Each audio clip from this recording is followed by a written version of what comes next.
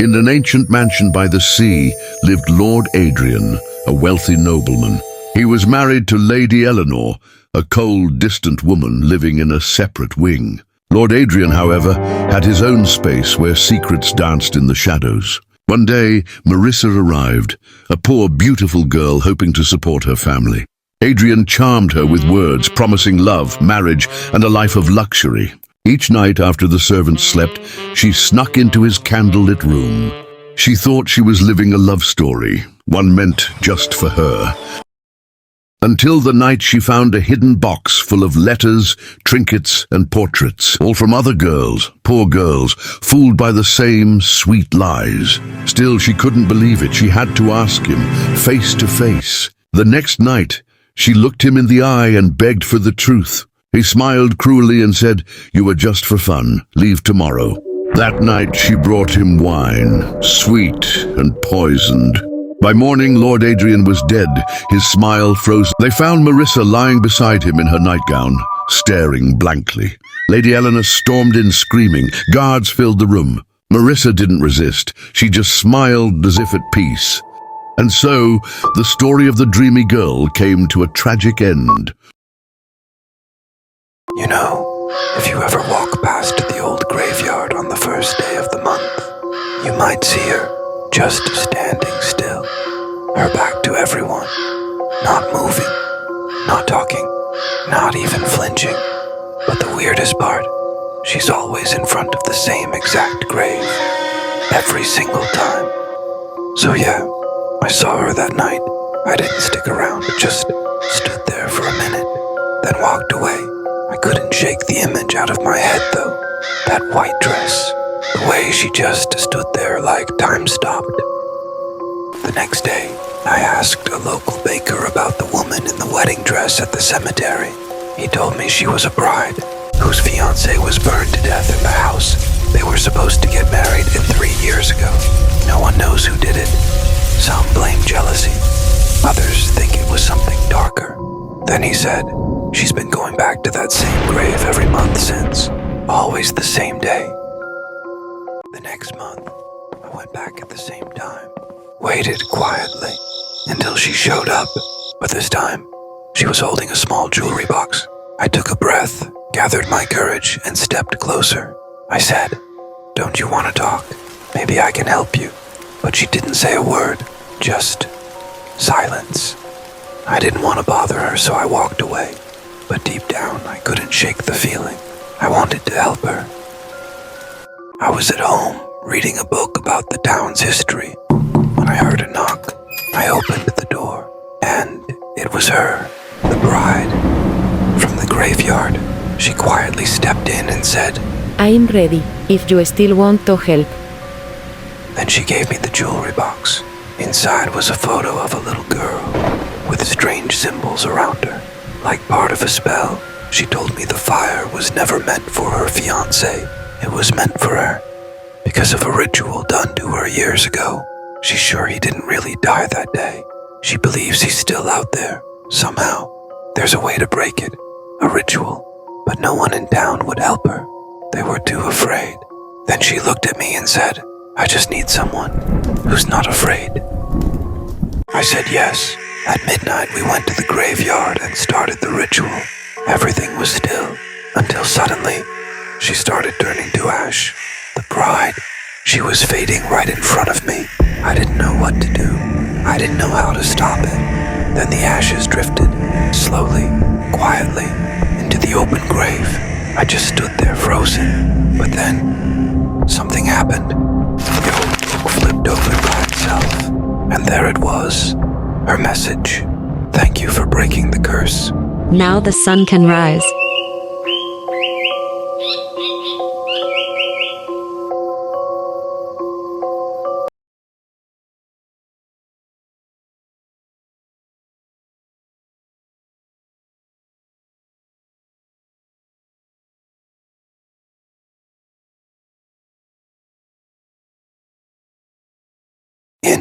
Let me tell you the story of the boy in the photo. There was a beautiful young girl named Laura.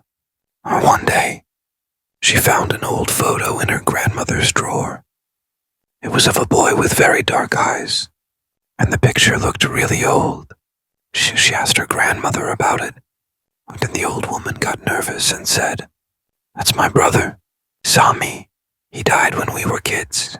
Laura found it strange, but didn't think much of it. Later, she went into her room. While sitting there, she suddenly heard footsteps outside. She opened the door to check, but no one was there. Feeling uneasy, she went back into her room, only to find the same photo of the boy lying on her bed. But now, he was smiling at her. Shocked, she froze, and at that exact moment, loud knocking echoed on her closet door. Then she heard a child's voice whisper, "I'm not alone in the photo. You're in it too." Terrified, she ran and grabbed the picture. Well, but now it had changed. It was her face, and her eyes were completely black. Suddenly, the wind howled louder. The storm grew stronger. Panicking, she screamed out for her grandmother. The child's voice came again, closer this time. Finally, she saw her grandmother standing in front of the mirror, holding the same photo. And what she saw made her freeze. Dozens of children, all looking like the boy in the photo, stood behind the reflection, each one holding a photo of someone who had died. She caught a glimpse of the last photo. It was her own. Laura asked her grandmother, her voice shaking, "What's happening?" Her grandmother, still crying, whispered, "Every photo takes a soul, and the last photo shows who's next." Laura suddenly felt a burning pain in her chest, like fire spreading inside her. Just before she collapsed to the floor, she grabbed the photo and tore it in half. In that moment, all the children in the mirror vanished into thin air of someone who had died. Her grandmother looked at her and said softly, "Breaking the photos only stops the curse temporarily, but it will come back, Laura. It always does." In a small town called Redfield, there stood a massive abandoned building at the edge of the woods. Its windows were shattered, its fence falling apart. They once called it St. Maura Psychiatric Hospital, but locals had another name for it, the Soul Butcher. The hospital suddenly shut down in 1983 after reports of missing patients and disappearing doctors.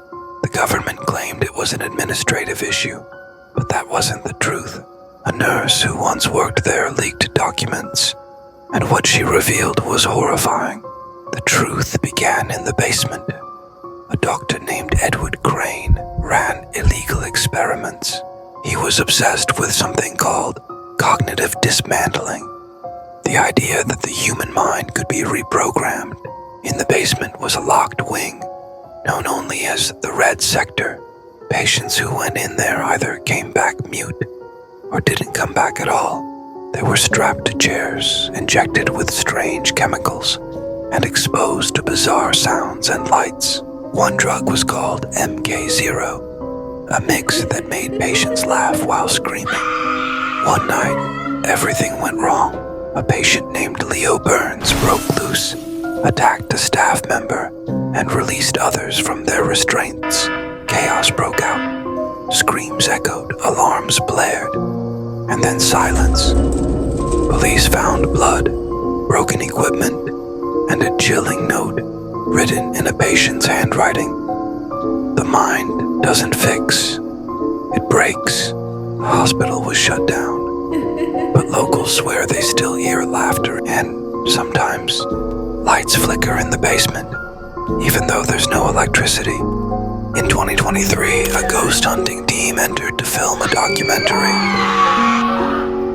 They never came out. All they found was a running camera, filming an empty bed, and a voice whispering, "Welcome to the next experiment."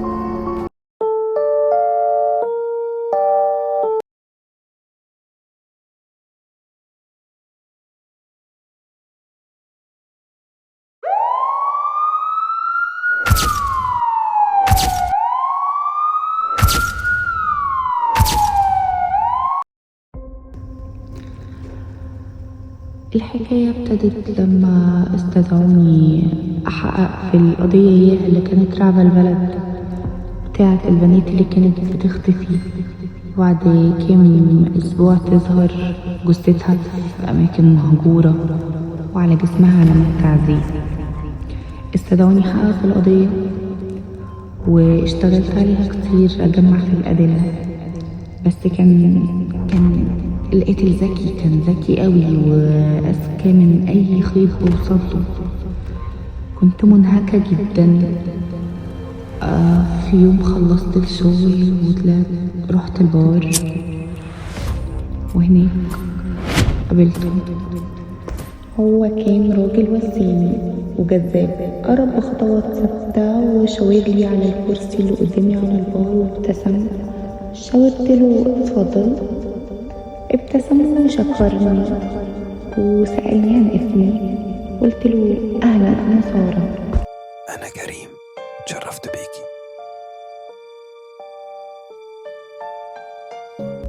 اتعرفنا وقعدنا اتكلمنا، ضحكنا وهزرنا، اتكلمنا عن الشغل. طلع ان هو فنان وعمل بيته معرض للوحاته. شدني.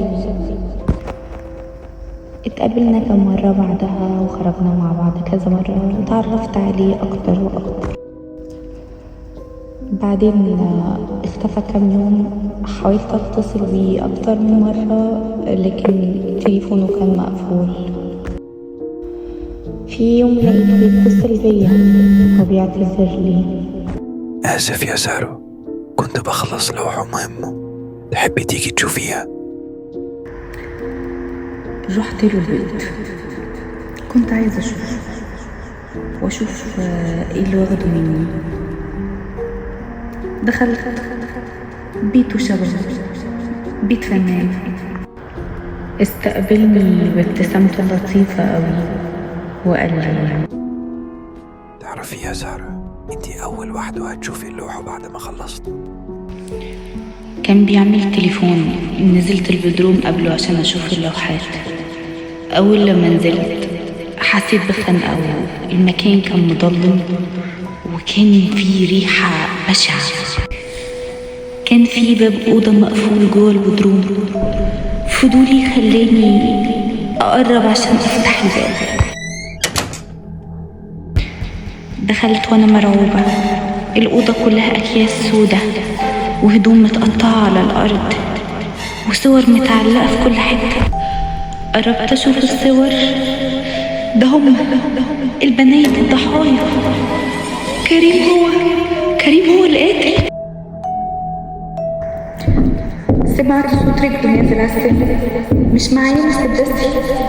دورت حواليا لقيت سكينة على المكتب. سارة، اطلعي يا سارة وخلينا نتكلم. ما حسيتش بنفسي إلا وأنا غير السكينة.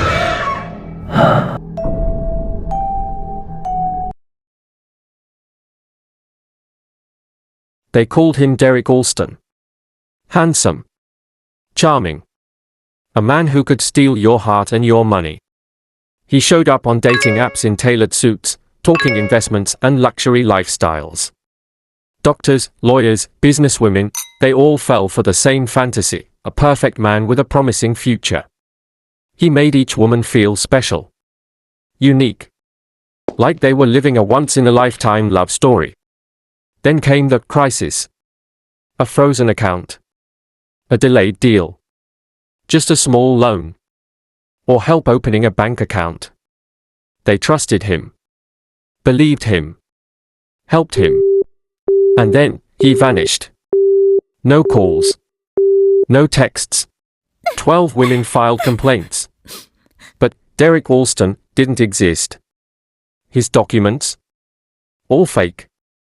He moved from city to city, woman to woman, always staying one step ahead of the law. Until one victim decided to fight back. She lured him with a fake profile, and the police were waiting. He was arrested at Los Angeles airport, thinking he was meeting his next target. The man who stole hearts across the country finally faced justice. Because even the most charming lies come to an end.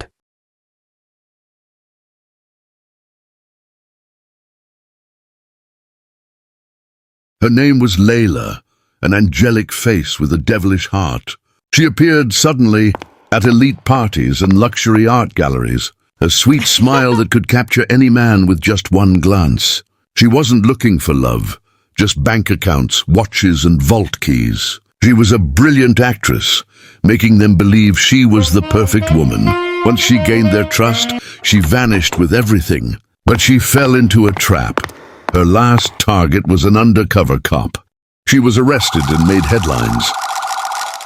In her first public appearance, she smiled at the camera and said, I didn't steal anything.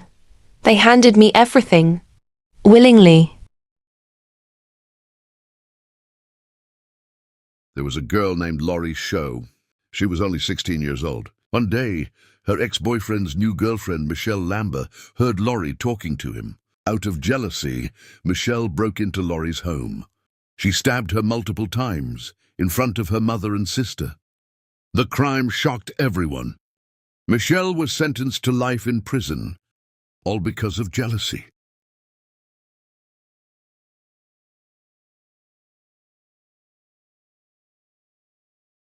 There was a student named Sung Hoo Cho. He was quiet, isolated, and deeply disturbed. On April 16, 2007, at Virginia Tech University, he opened fire on students and professors.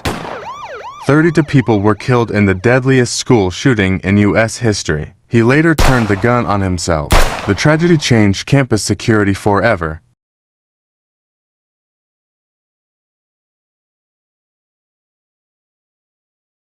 There was a man named Matthew Fisher who reported that his wife, Charlotte, had gone missing. He told the police she went out and never came back, acting worried and concerned. But something about his story didn't sit right. Investigators found out he was having an affair and had transferred money from her account. Security cameras later showed him dragging heavy bags into the woods late at night. When police searched the area, they discovered Charlotte's body buried in a shallow grave. Eventually, Matthew confessed. In 2017, he was sentenced to life in prison with no chance of early release.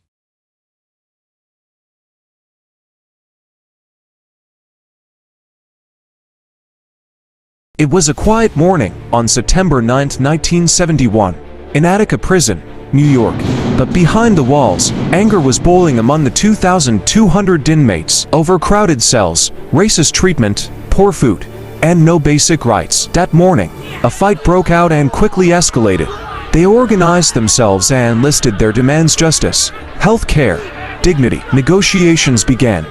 The world was watching, but behind the scenes, the state prepared a deadly plan. On September 13th, at 9:46 a.m., helicopters dropped tear gas. Then, officers stormed in with rifles, shotguns, and rage. In just 15 minutes, 43 people were killed, including 10 hostages. The state blamed the inmates, but autopsies prove otherwise. All the hostages were shot by police. Attica became a symbol of prison injustice in America, and its story still echoes today.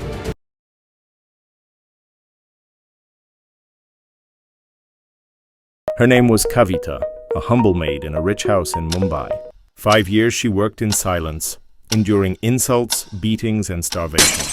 The lady of the house treated her like she wasn't human. But Kavita never forgot, and she was planning her quiet revenge. She started adding cleaning chemicals into the food. Not enough to kill, just enough to make them suffer. Week by week, the whole family grew sick, vomiting, pain, endless fatigue. Tests always said the same, mild poisoning. And all along, no one suspected Kavita, until she bragged to another maid, "I'm making them feel what I felt." That maid panicked and called the police. Kavita was arrested and she confessed everything. She only said one thing in the end. I didn't want them dead, just in pain.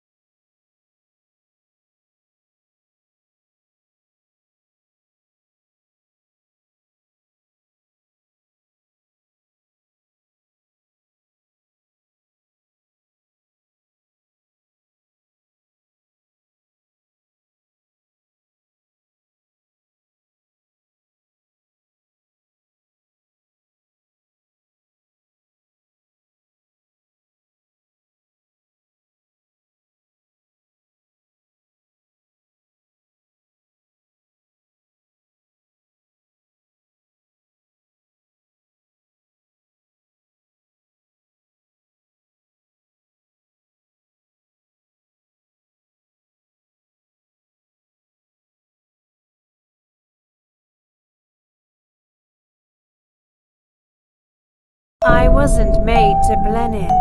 I was born to shine. Every crystal on me is a memory I wear with pride.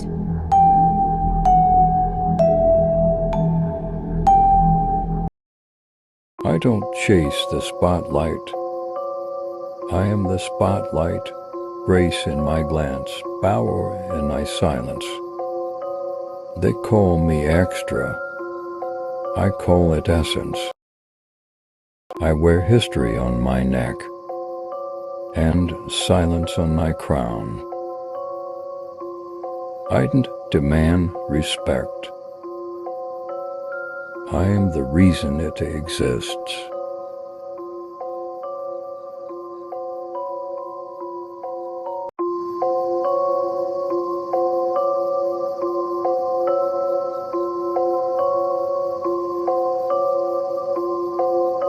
I wasn't made to blend in. I was born to shine. Every crystal on me is a memory I wear with pride.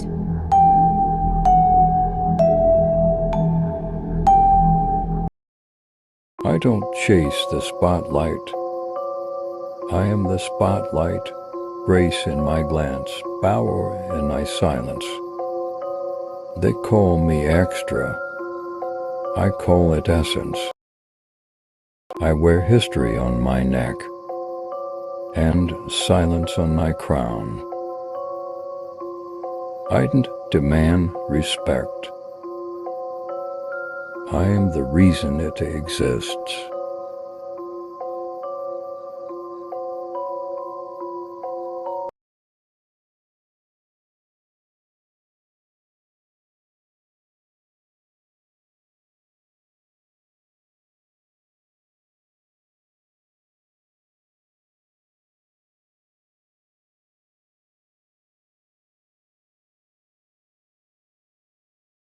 لعبي لعبي كل حتة لعبي كل حتة لعبي كل حتة ألعبي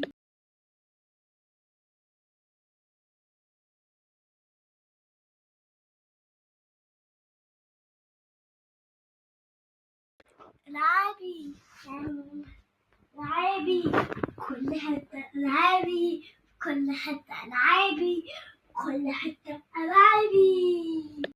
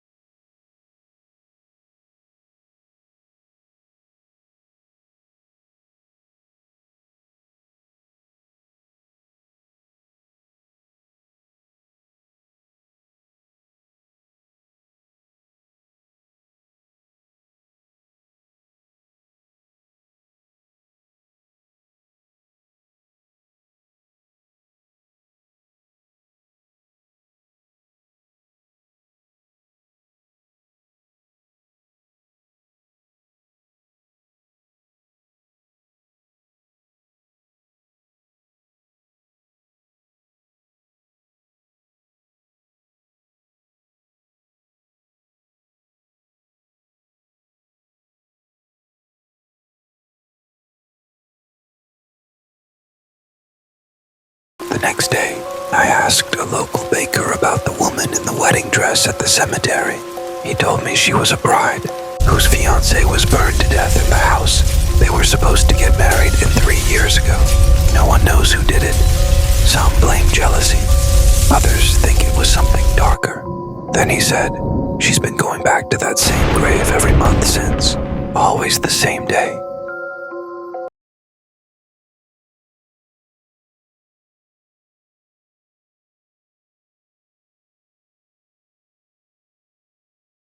I said yes. At midnight, we went to the graveyard and started the ritual.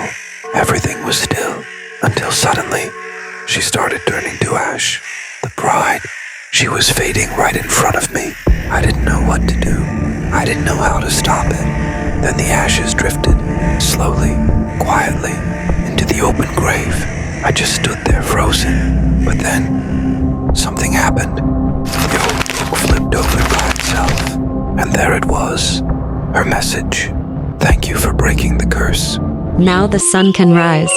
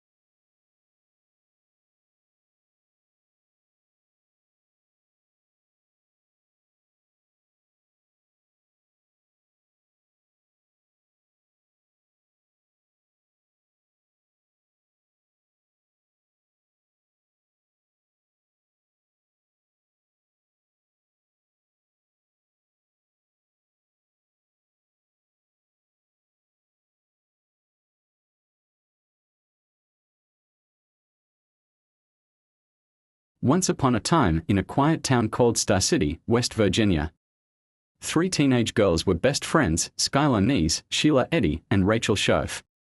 They did everything together: school, sleepovers, parties, they were inseparable.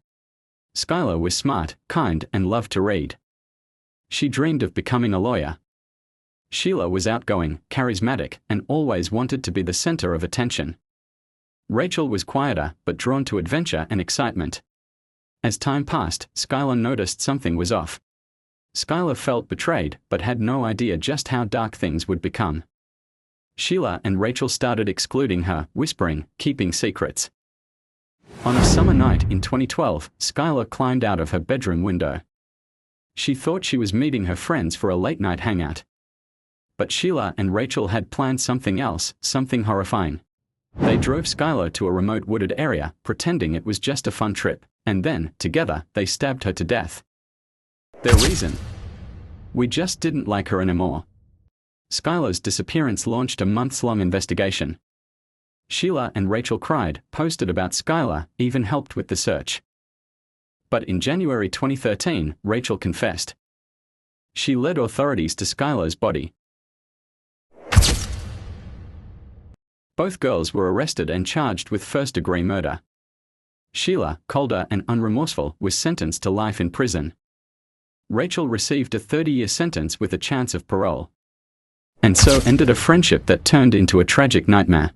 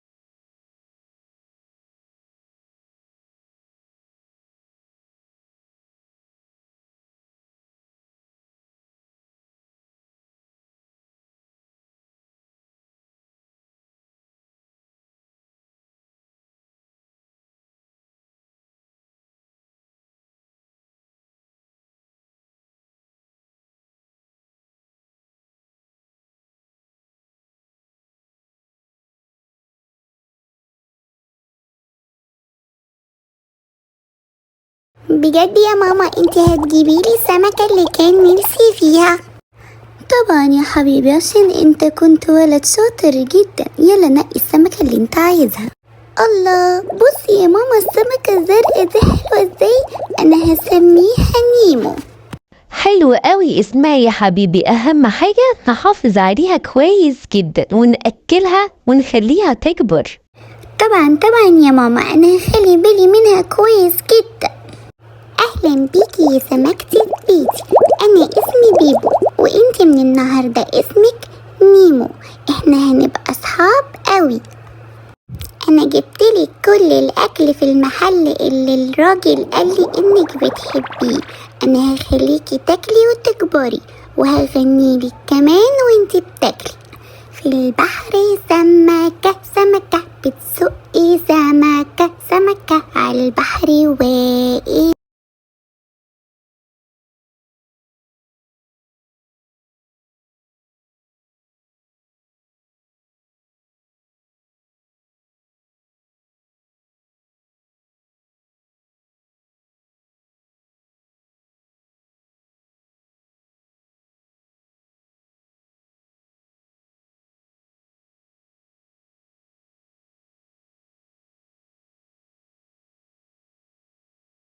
Mama, the water looks cold, and I don't want my hair to get wet. Riri, you have feathers, not hair. They fluff up, not soak. But I'm scared to drown. How do you swim with just 2 legs? Our legs are not ordinary, my dear. They're super ducky flippers. Splash, splash, and we're gone. So I kick like a washing machine. Almost, but don't splash the whole lake. And don't swim like a goose. They talk too much and sink.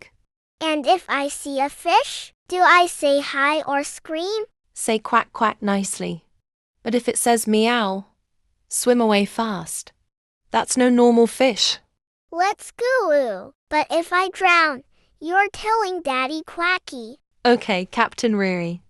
Jump in and give a big splash.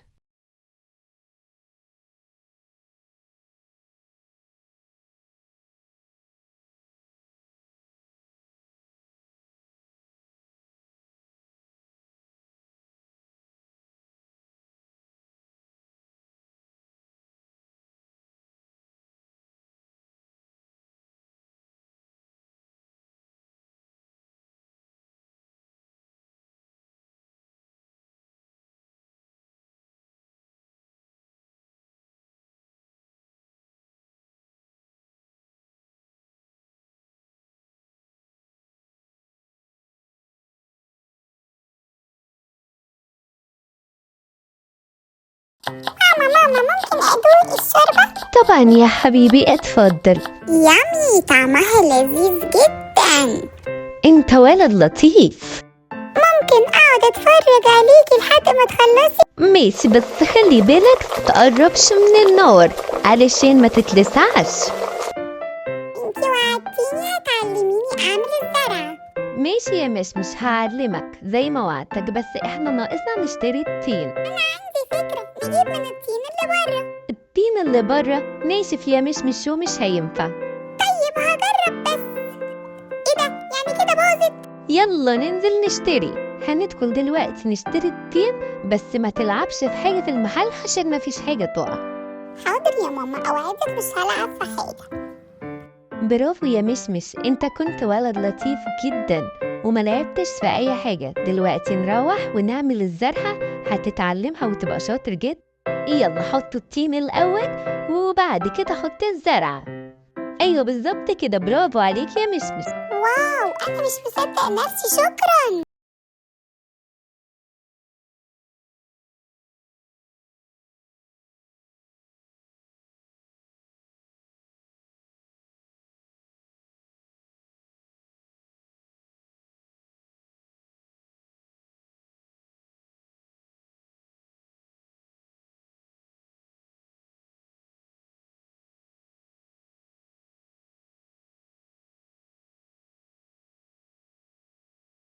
كان هناك فتاة احترق المنزل بعريسها يوم فرحها.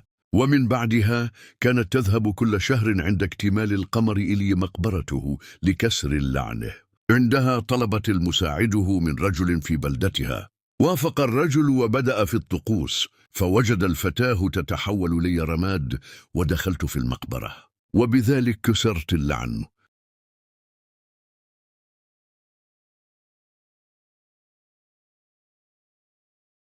ازيكم يا اصحابي، انا ماكس. انا حابب اخدكم معايا في مغامراتي الجديدة. تعالوا معايا هعرفكم. دي لوسي صاحبتي، على طول قاعدة جنب الصندوق.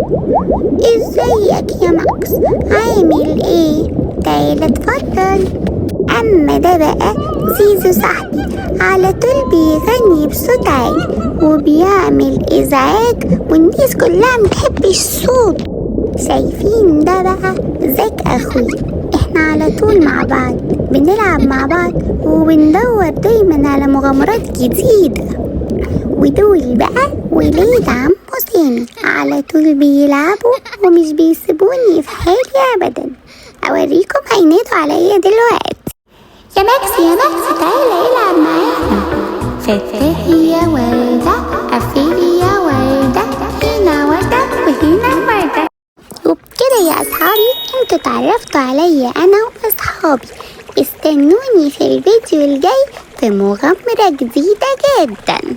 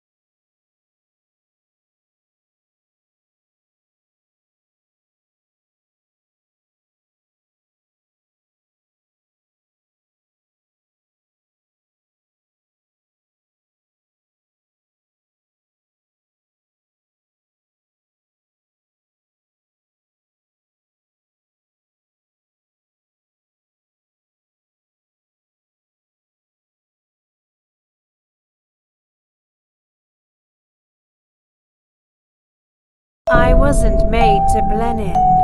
I was born to shine. Every crystal on me is a memory I wear with pride.